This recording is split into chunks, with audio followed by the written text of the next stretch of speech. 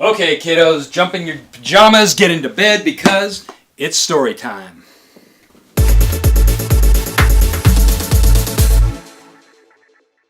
Tonight's story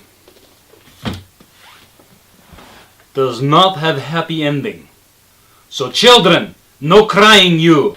I'm going to tell you the story of one of the world's top female athletes.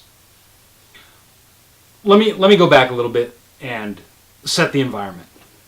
It's 1974, 1975, around that time. Battle of the sexes, women's liberation, overcoming male domination.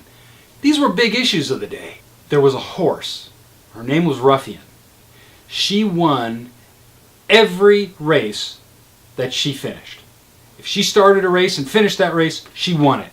Now remember, Battle of the Sexes.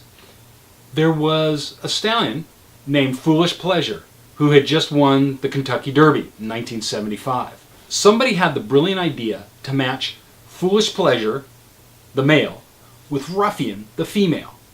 Just the two of them. That's what a match race is. Mano a mano. Well, actually, caballo a caballo. Two horses. Okay? The thing is that it was during that Battle of the Sexes, everyone knew about this race.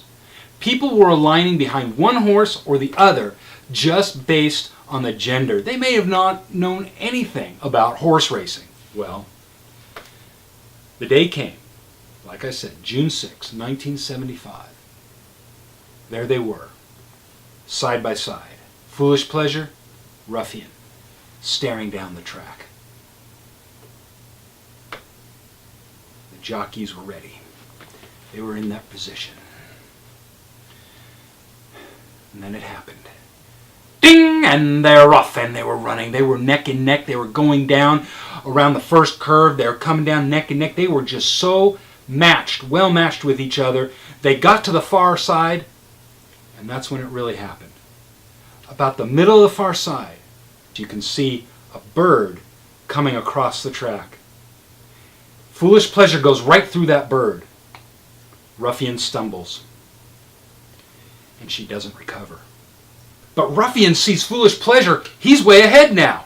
So she's got to get him. She's got to go. She's got to go. But the jockey, he knew something was wrong. And he's pulling, trying to pull her up, trying to stop her with all his might. He knows something's wrong. But she's going and going. She has such drive, such heart. And he's pulling, trying to get her to stop. She won't stop.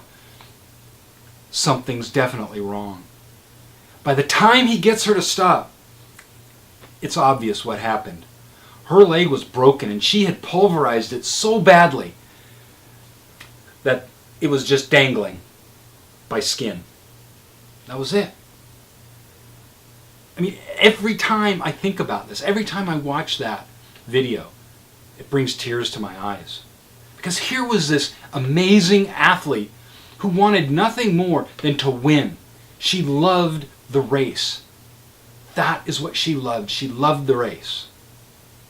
Well, she was taken to the veterinary surgeon near the track, and they did surgery on her. They repaired the leg.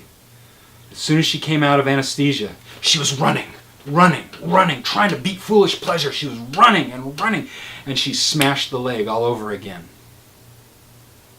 Well, they had to put her down.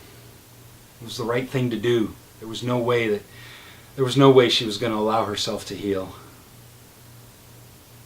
Say what you want about horse racing. You can say it's cruel, whatever you want, but you're missing the point.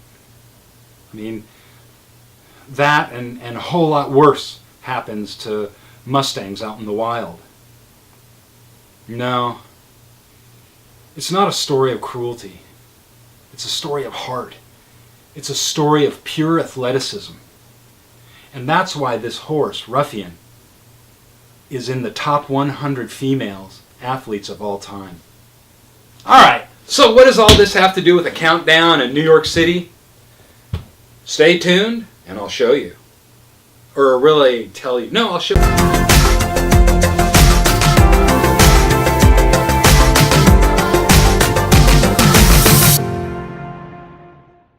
July 2010, we went to New York City for the New York City Triathlon, and we got there a few days early, so we decided we would go to the horse races. We love horse racing, and we went to Belmont Park. We got on the F train, took it all the way to the end, Jamaica, Queens, then waited for half an hour, got on a bus, and for another half hour of driving, we finally got to Elmont, where the park is.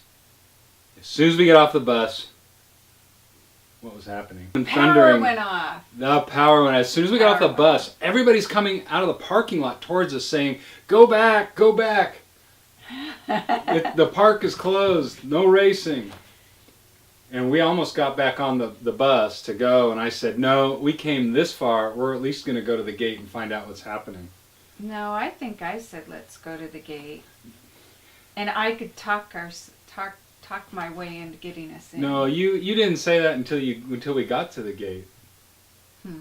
At least I don't. That's the way I remember it. So we got to the gate, and the security guard says, "No, you can't go in. The park's closed." And then what did you say?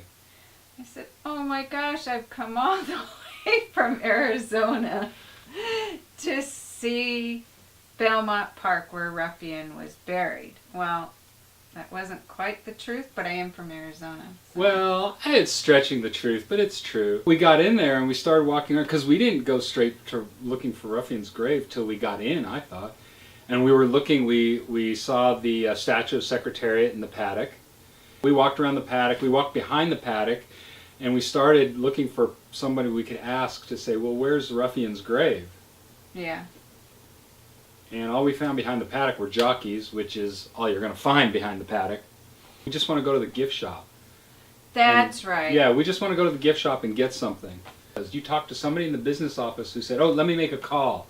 And then yeah. she said, "Let me make a call." And it might still be open. The other one might be open, and she told us where it was. Yeah. And so we went to the other gift shop, and the other gift shop was right near the betting windows and the grandstands. And it was really eerie because Hunter, Lori, and I, we were the only three there. And it was kind of spooky. The track was empty, everything. But then we found the gift shop, and there were two women in there running it. And they were still open. Yeah. Yeah. I just said, "Oh, I'm so excited to be here. I watched Ruffian and Foolish Pleasure race on TV, and I've always wanted to be here, la la la la la." And she said, "I bet if you go out of..." Well, didn't one of the women call her mother? She said, my mom... Who's telling the story? You wanted me here to tell the story, and you're telling you're telling the story. Okay, go ahead.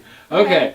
One of the women called her mother. She said, "Oh, Ruffian, I don't know that horse, but if anybody knows any horses, famous horses, it would be my mom. She knows everything about the racehorses." She called her mom, and her mom said, "Yeah, Ruffian's buried there somewhere, but she didn't know where."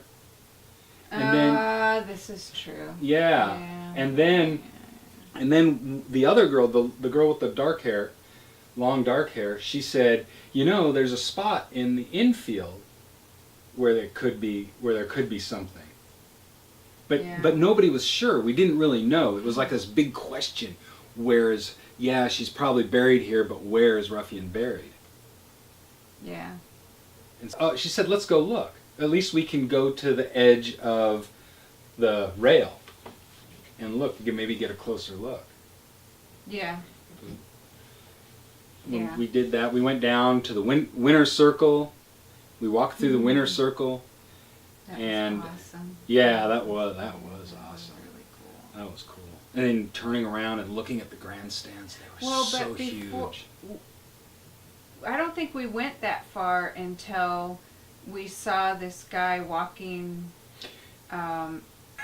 No, it didn't work out that way? That's not the way I remember it. I remember walking through the winner's circle, and we went down to the railing along the track. And we were with the gift shop attendant, and the four of us were standing there, and that guy came up. It was right there at the corner where the horses walk out onto the track from the paddock. And one of us said something like, "Can we go across to the infield?" And he looked both ways and said, "I don't see any horses coming. Don't see why not." So we walked across the different tracks, the dirt track, the turf and it's track. funny, the dirt track wasn't as deep as I thought it would be.